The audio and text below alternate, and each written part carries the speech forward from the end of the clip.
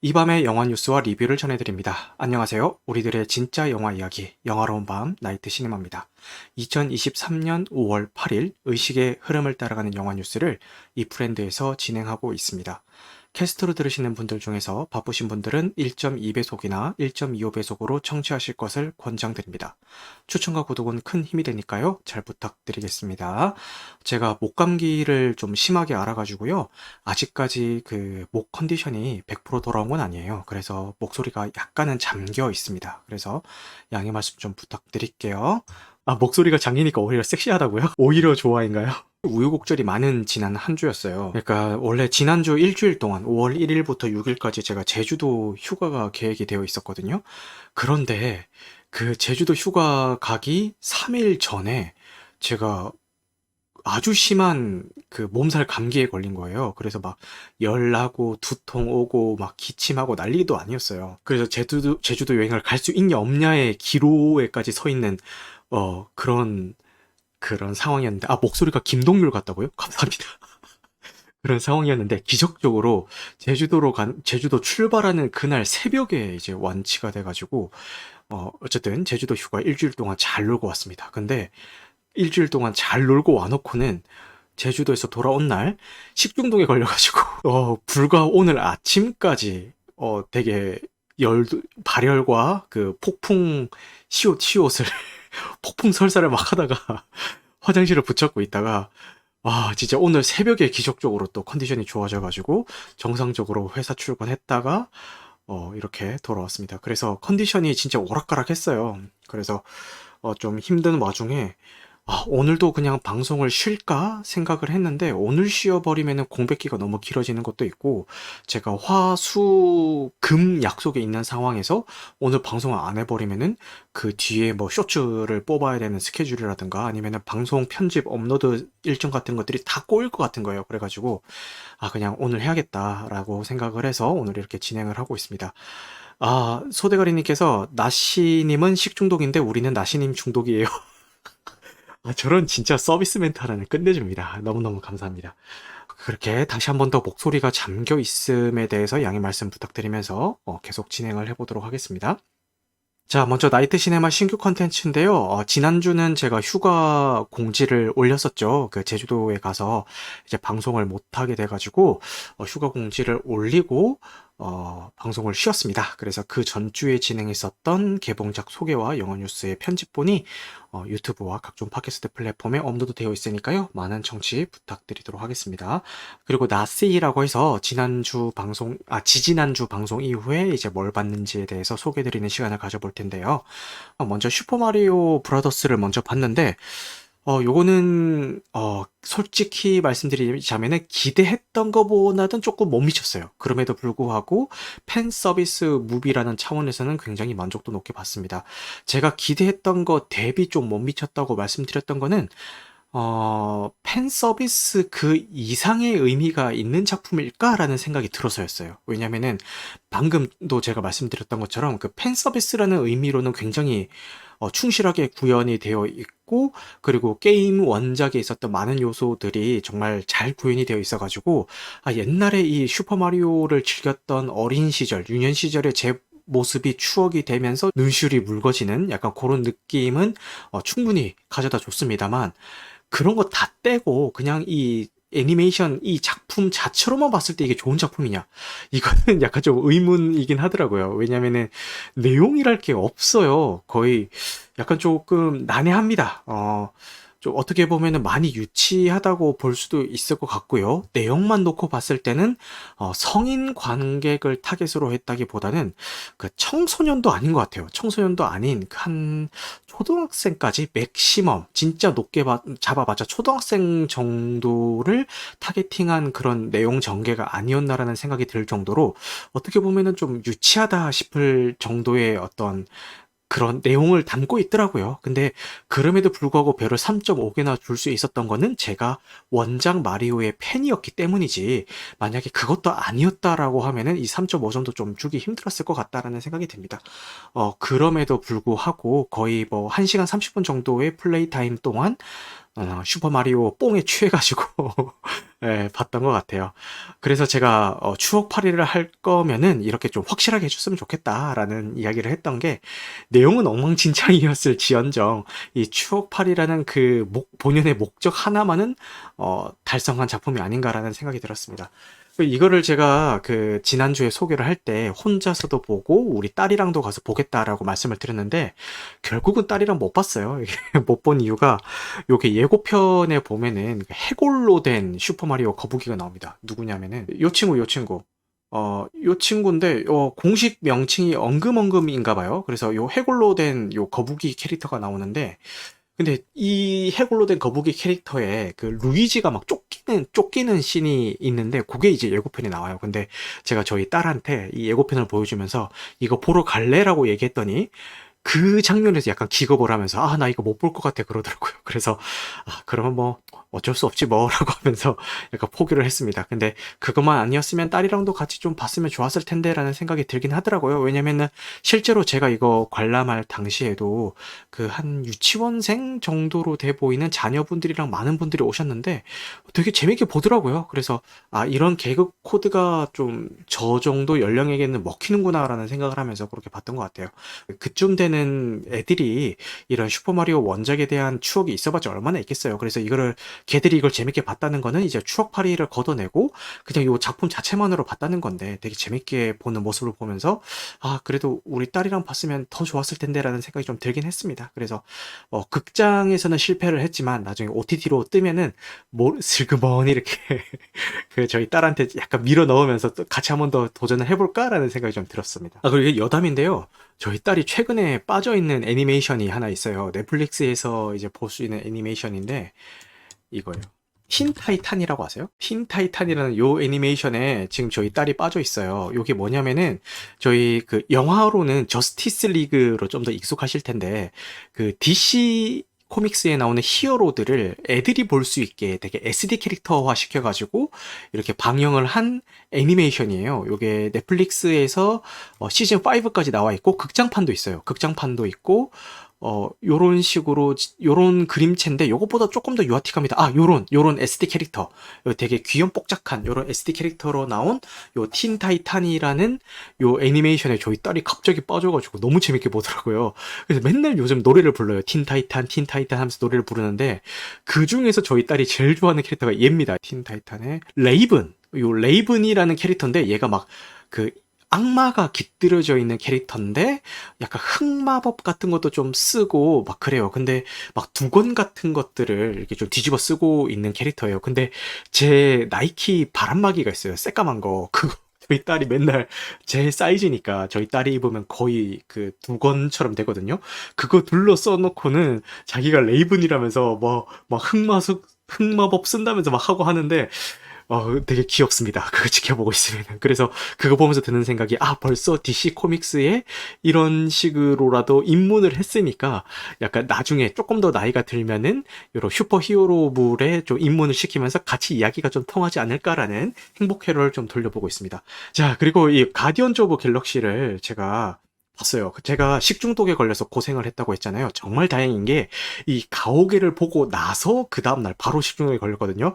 그래서 제가 식중독에 걸린 와중에도 무슨 생각을 했냐면은, 가오갤 보고 나서 식중독 걸려서 다행이다라는 생각이 들 정도로 너무 재밌게 봤습니다. 진짜 마블 영화를 얼마 만에 이렇게 만족도 높게 봤는지 모르겠을 정도로 너무 재밌게 봤고, 이 가오갤을 보지 못한 상태로 식중독에 걸렸으면 너무 억울할 뻔했어요. 왜냐면은 이게 정식 개봉일이 5월 3일이었잖아요. 그때 제가 제주도에 있었어요. 제가 일주일 동안 제주도에 있었으니까, 막 미리 5월 3일 날 보고 온 사람들은 막 각종 단톡방이나 영화 커뮤니티에서 호평을 막 쏟아내고 있는데, 너무 근질근질한 거예요. 너무 보고 싶어가지고. 그래서 무슨 생각까지 했냐면은, 제가 제주도 그 마지막 날 숙소가 그 제주 도심가였어요. 그래서 숙소 바로 길 건너편에 CGV가 있는 거예요. 그래서 와이프랑 애랑 잠들고 나면은 혼자 나가서 심야로 이거 보고 올까라는 생각이 들 정도로 너무 보고 싶어서 막 근질근질해서 미치겠는 그런 상황이었죠. 근데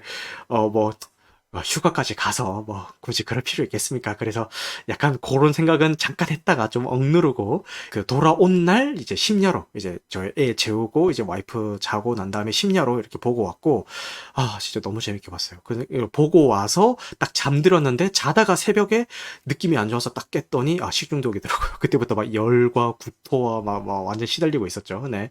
어쨌든 그 막 식중독에 시달리는 와중에도 가오갤 3는 보고 나서 걸려서 정말 다행이다라는 생각이 들 정도로 너무 재밌게 봤던 작품인데 이렇게 만족도 높게 봤음에도 불구하고 조금 아쉬웠던 게 뭐냐 하면은 요게 마블 영화에서 이 정도 만족감을 느낄 수 있는 거는 아마 이 작품이 마지막이 아닐까라는 생각이 들어서 정말 씁쓸했습니다. 왜냐면 이 작품이요.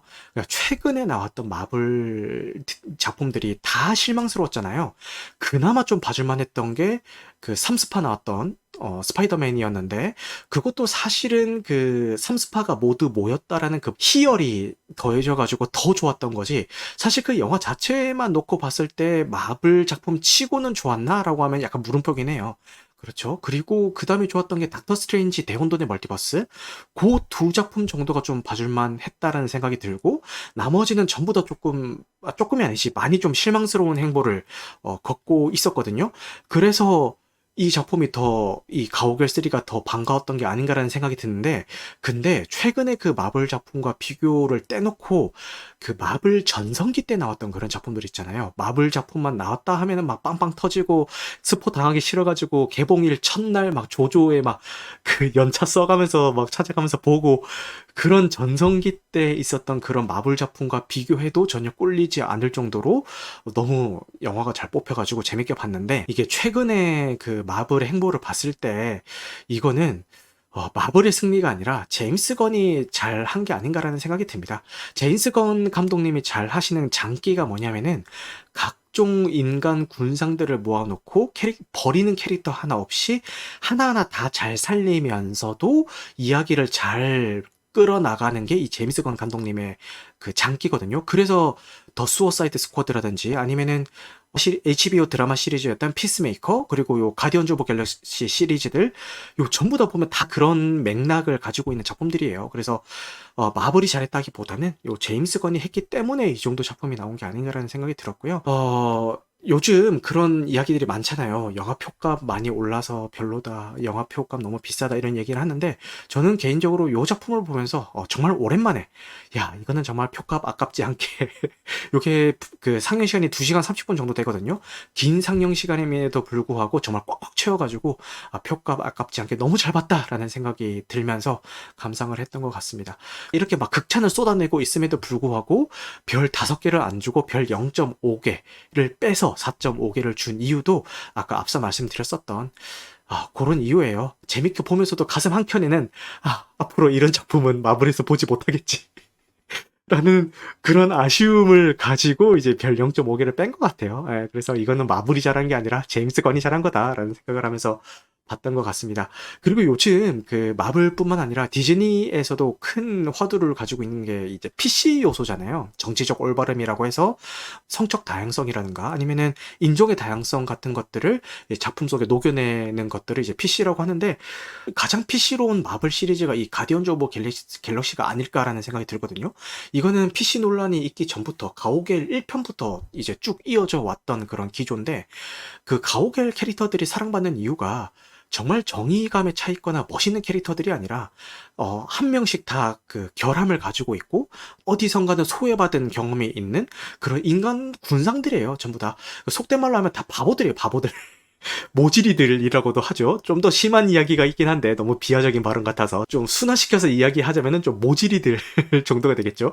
그런 모질이들이 모여가지고 이 은하계를 지킨다라는 그 컨셉이 정말 그 먹혀 들어간 그런 작품이 아닐까 싶은데 정말 그 다양성이 잘 반영되어 있는 작품이 이런 게 아닌가라는 생각이 듭니다. 그래서 억지로 막 PC 사상 주입한다고 억지로 막 레즈비언, 게이 막 넣고 억지로 막 인종 할당제처럼 막 이렇게 그 주입해놓고 이런 것보다는 오히려 정말 이렇게 자연스럽게 PC 사상을 주입하면서도 정말 이야기를 잘 꾸려나갈 수 있었던 시리즈가 요게 아닌가라는 생각이 들면서 보는 내내 야, 진짜 PC를 할 거면 이렇게 해야지라는 생각도 하면서 봤던 것 같습니다.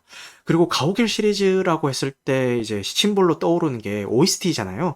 이미 있는 곡들을 삽입을 한 거니까 삽입곡이라고 하는 게 더 맞겠네요. 적절하겠네요. 가오갤의 삽입곡들이 정말 적시적소에 잘 쓰여서 올드팝들 위주로 잘 쓰여가지고 그 이제 호평을 받고 있는데 요번 3편에서도 적시적소에 이런 올드팝들이 잘 쓰여가지고 정말 재밌게 봤던 것 같습니다. 그리고 가장 인상 깊었던 게 옛날에 그 전성기 때 마블 시리즈라고 하면은 많은 분들이 기대를 하고 갔던 게 캐릭터 한 명 한 명의 액션을 되게 잘 살려가지고 이제 캐릭터들의 액션 그 시너지가 나오는 장면들이 그 작품마다 한 번 이상은 나왔어요. 그게 되게 인상 깊었거든요.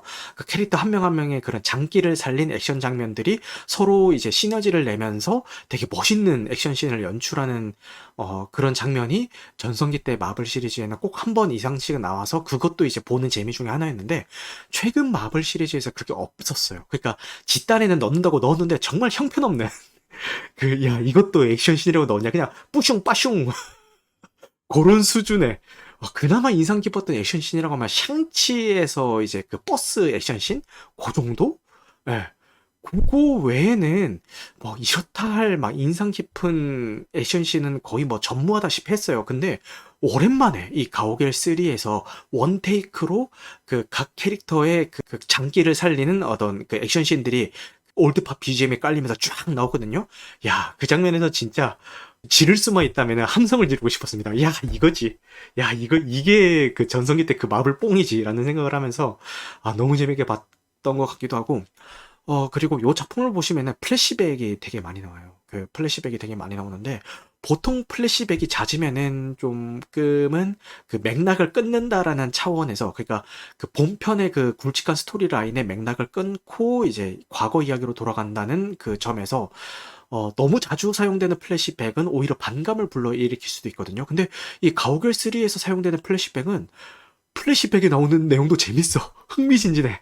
그리고 너무 감동적이야. 그래서 그 플래시백 장면이 나올 때마다 또 이 이야기가 나오네? 라고 하면서 되게 기다려지는 그런 플래시백이 아니었나 싶습니다. 심지어 더 퍼스트 슬램덩크에서조차도 그 플래시백이 남발되면서 경기의 흐름을 끊는다. 더 퍼스트 슬램덩크에서 사용됐던 플래시백 장면들은 좀 잔잔한 그런 결을 가지고 있었잖아요.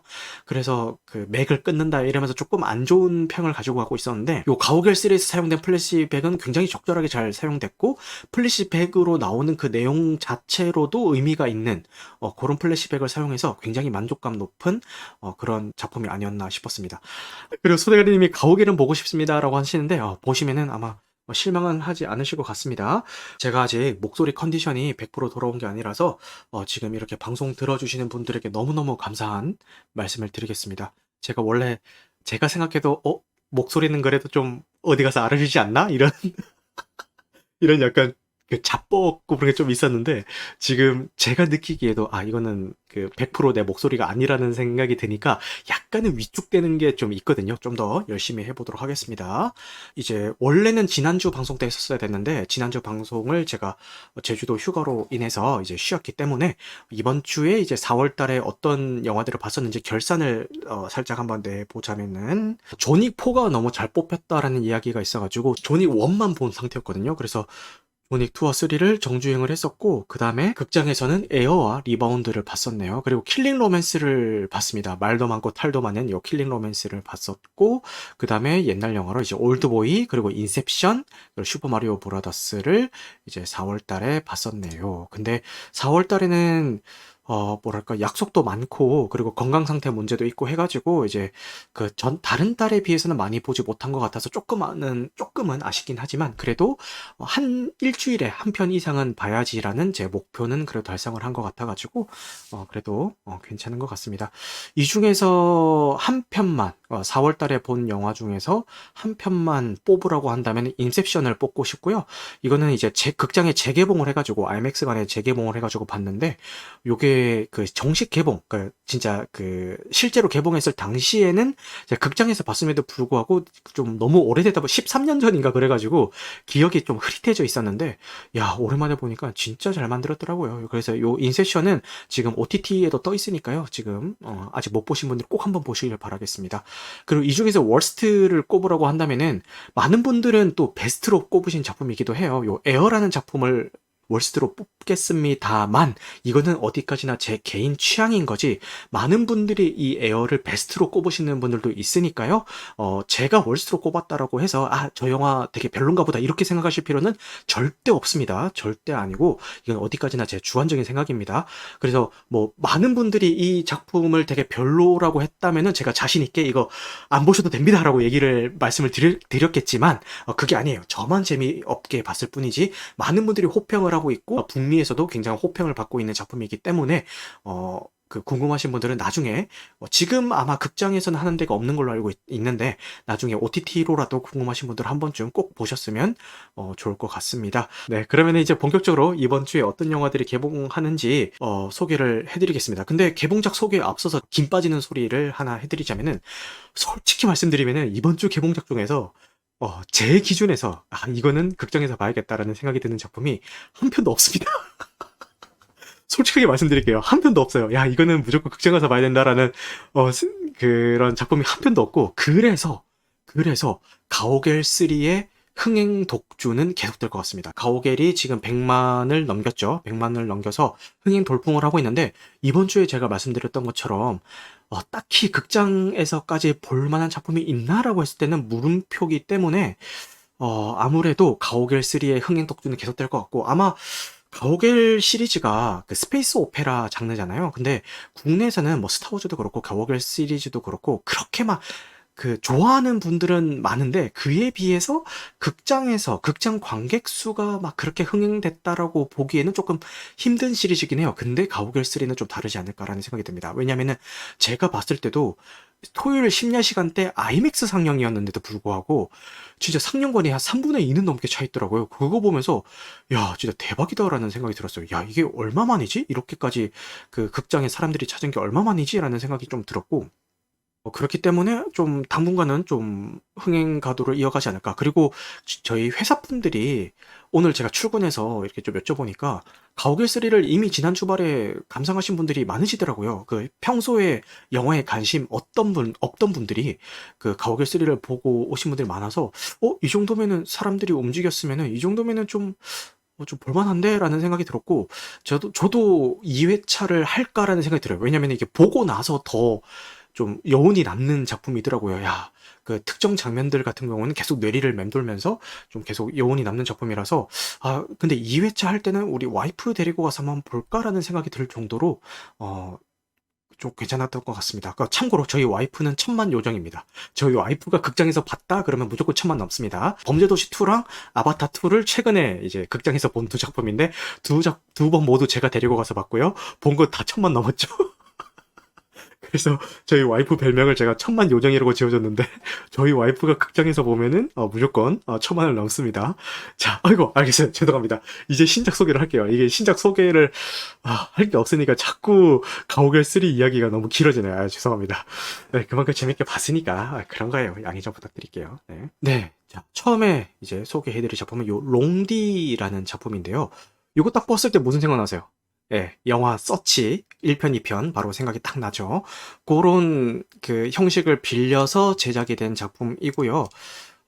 대충 스토리는 이렇습니다. 외제차 딜러인 도하와 인디밴드 연심굽신의 메인 보컬 태희는 5년차 달달 커플이다. 서른을 앞두고 밴드 활동의 위기가 찾아오자 태희는 곡 작업을 위해 고향인 거제로 내려갈 결심을 하게 되고, 태희의 갑작스러운 결정에 도하는 울며 겨자 먹기로 장거리 연애를 수락한다.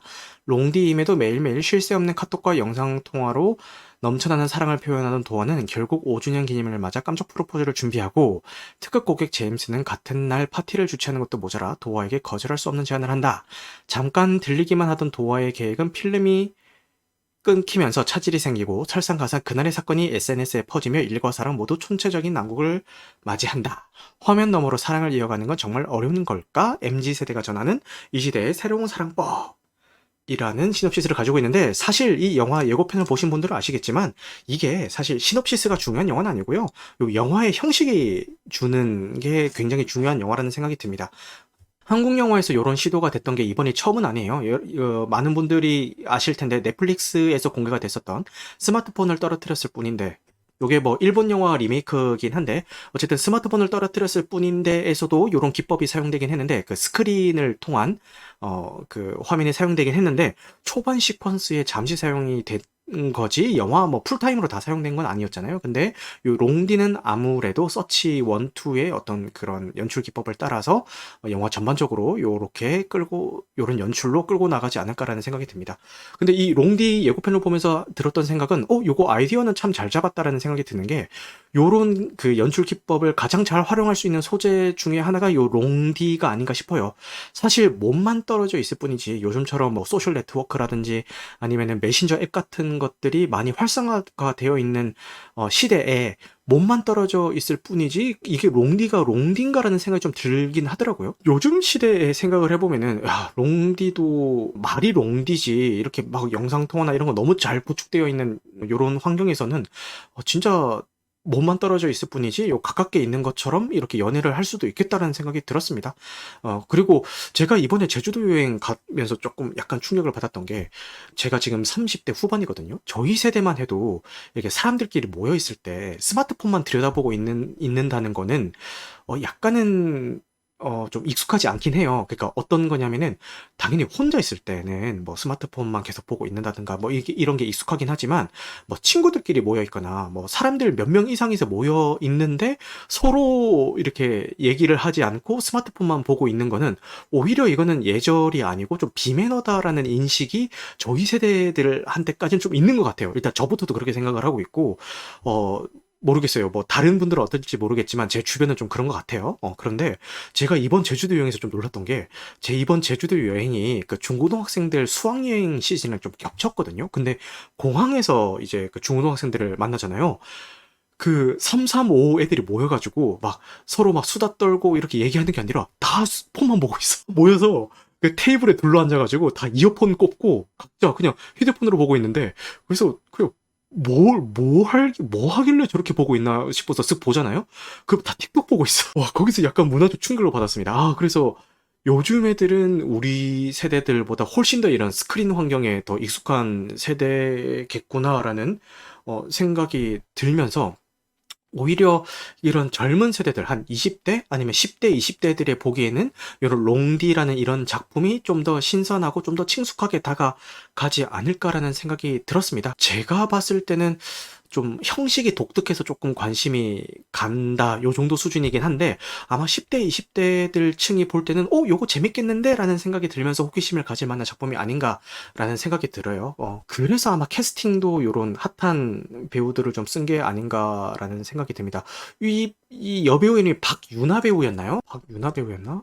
맞아요. 요 박유나 배우가 드라마 같은 데서는 이제 얼굴을 많이 비췄는데, 주로 막 약간 걸크러쉬라든가 좀 되게 당당한 역할, 아니면 약간은 그 반항적인 역할, 뭐 과대 선배 약간 이런 이미지로 나왔는데, 요번 작품에서도 뭐 밴드를 하고 뭐 이런 거 보니까 조금 비슷한 것 같아요. 그죠? 그래서 어떻게 연기를 하실지 좀 지켜보도록 하겠습니다. 그리고 요 남자 배우, 이분 갑자기 성함이 생각 안 나는데, 요 늑대사냥에서 그 진주인공 역할로 이제 나오셨던 분이죠. 늑대사냥 개봉한 지가 지금 몇 년이 지났는데 이제 와서 얘기한다고 스포일러라고 뭐라고 하실 분은 안 계시겠죠? 지금까지 안 봤으면 안 보실 작품이에요. 늑대사냥 아시겠죠? 어쨌든 거기서 이제 사이버 가수 아담을 닮았다고 해서 이제 별명이 아담이라고 부터. 장동윤 배우님. 장동민 배우는? 이분이 아마 뉴스 인터뷰를 통해서 되게 유명해지신 분일 텐데, 되게 꽃미남에 엄청 잘생기신 분이십니다. 네, 그래서 맞아요. 요 뉴스 인터뷰 요거를 통해서 되게 유명해지신 분이죠. 단순 인터뷰가 아니구나. 대학 동기들과 함께 편의점 흉기 강도를 검거하는데 기여한 공로를 인정받아 경찰 표창을 받았다.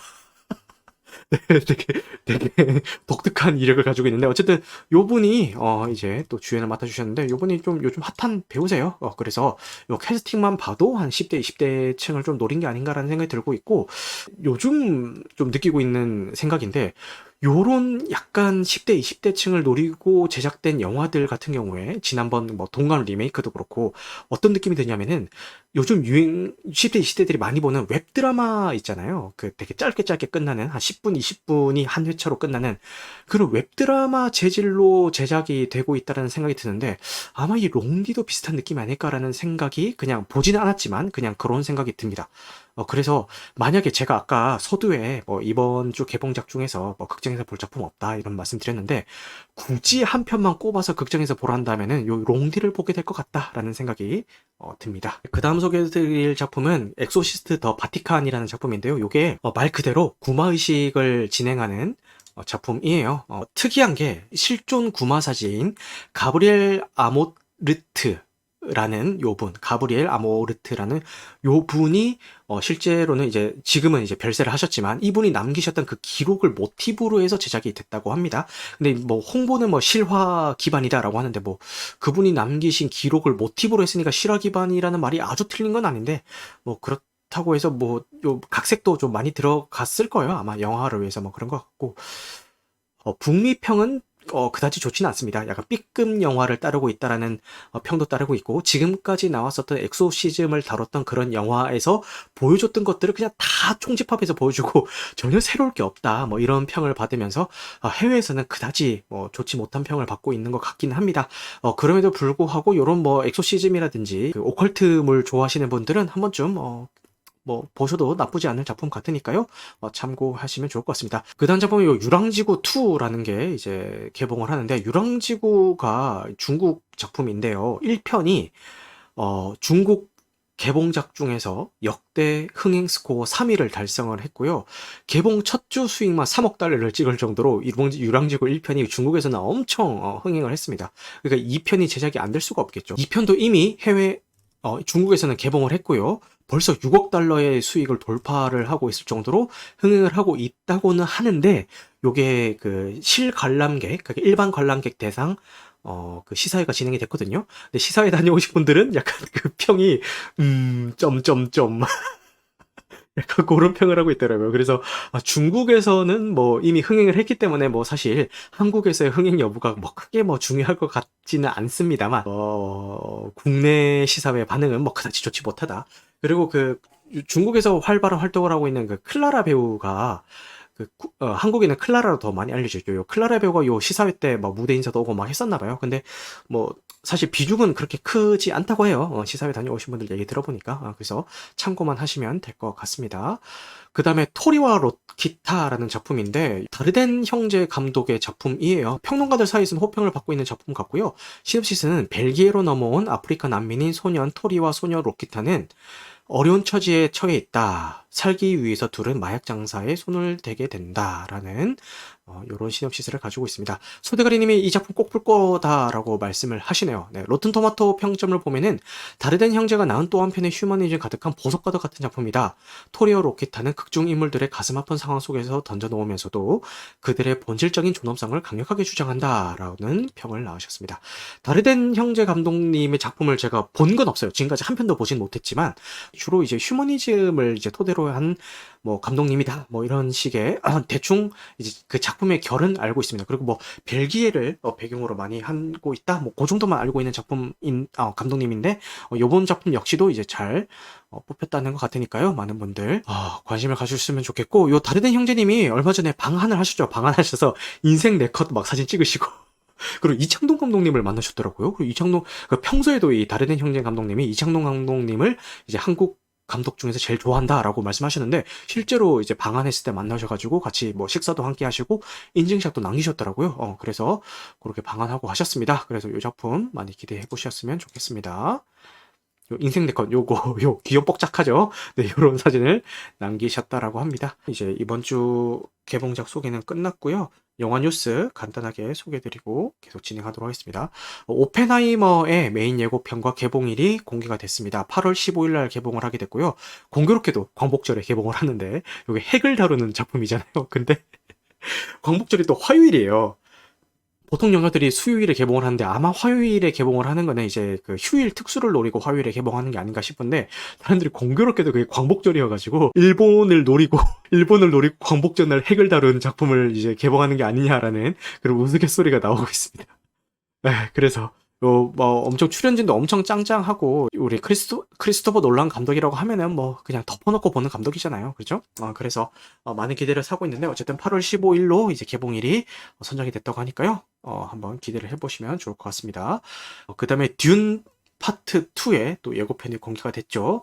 제가 개인적으로 듄 파트 1을 너무 재밌게 봤기 때문에 듄 파트 2를 막 목 빠져라 기다리고 있는데 요번 예고편을 보고 나서 더 기대가 되고 있습니다. 그래서 빨리 개봉을 했으면 좋겠다라는 이야기를 남기면서 오늘 방송은 마무리를 해보도록 하겠습니다. 제가 오늘 그 목 상태가 안 좋아가지고 제가 목 상태만 좋았으면은 막 제주도 갔다 온 썰도 좀 풀고 좀 재밌게 이야기를 좀 해보려고 했는데 목 상태가 안 좋아서 이렇게 좀 급하게 마무리하는 감이 있어서 너무 좀 죄송합니다, 여러분.